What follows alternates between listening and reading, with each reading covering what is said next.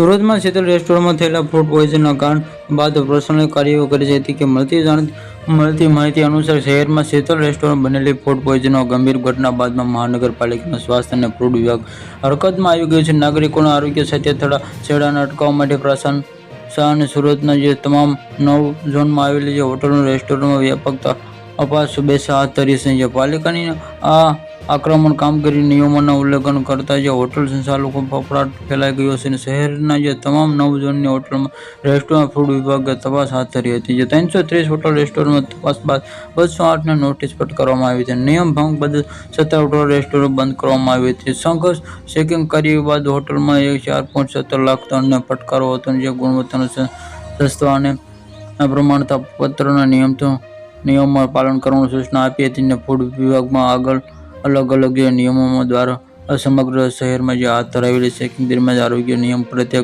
ઘોર બેદરકારી સામે આવી છે. 9 ઝોનમાં અને 330 હોટલ રેસ્ટોરન્ટમાં આકસ્મિક તપાસ કરવામાં આવી હતી. સ્વાસ્થ્ય અન્ય ખામીઓ બદલ 208 એકમોને નોટિસ ફટકારવામાં આવી. આરોગ્ય વિભાગ ગંભીર રીતે 17 હોટલ રેસ્ટોરન્ટ તાત્કાલિક બંધ કરી દેવામાં આવી છે.